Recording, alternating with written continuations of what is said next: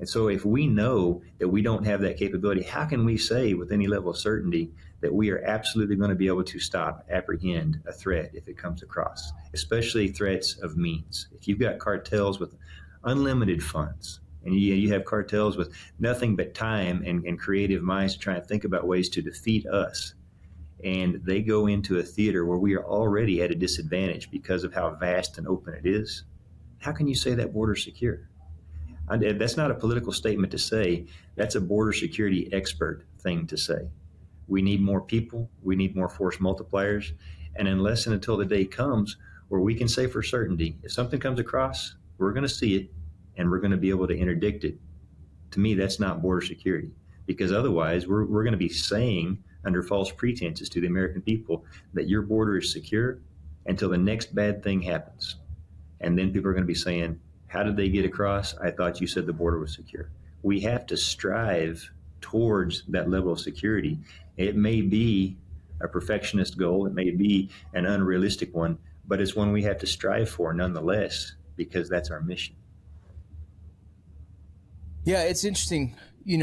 Right now, because of different policies that are put in place, a lot more freedoms are allowed by the agency. We've stopped or slowed down a lot of the illegal immigration traffic coming across. I'm very curious because I haven't heard a lot about it.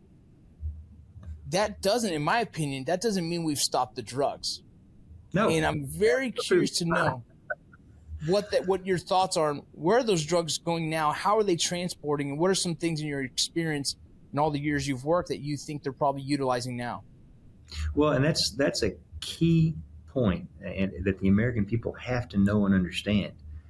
Illegal immigration is not the same as border security. They impact one another. But just because the illegal immigration numbers are down, that does not mean that our border is all of a sudden secure. Think about this.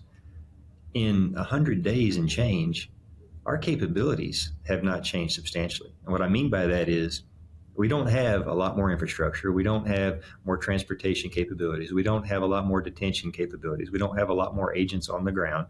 None of that has changed. What has changed is the administration's will to enforce policy and enforce the law.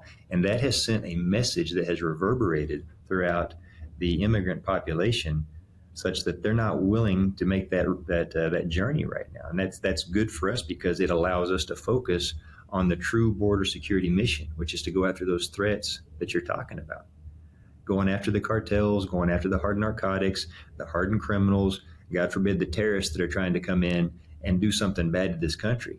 Just because those illegal immigration numbers are down, that doesn't mean they're going to stay that way. Number one, history has proven they never do. So we need to be bolstering our position, fortifying our position while we're in this respite, if you will. But never for once let our guard down and think that just because those illegal immigration numbers are down, that all of a sudden that means the border's secure, and we don't still need a lot more Border Patrol agents who need a lot more force multipliers to not only be able to do their job better, but to keep them safe. Oh, I touch on two things you said there. You talked about terrorists. Do you believe that there's a potential for another terrorist threat coming through the southern border?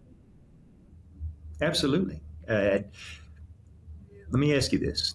If you wanted to sneak across the border undetected, just based on what you know as a former Border Patrol agent, you think you could? Absolutely. What more do you need to know? Is that something in your whole career that you've thought about? Has that been a concern for you and your family and just being a Border Patrol agent, knowing what you see down there? Every day. It's it compounds exponentially the higher up you go. When you're an agent on patrol, you worry about, because we're all competitive by nature. We don't want to lose, and we have that zone that we're protecting. We have a group that comes across, we're going to catch them. That's what makes the Border Patrol special. We're out there and we're gonna outwork the smugglers and the bad guys.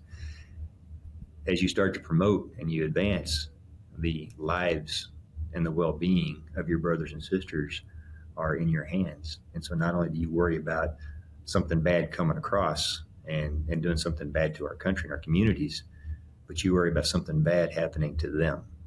It's that's why I say you don't sleep, you don't relax.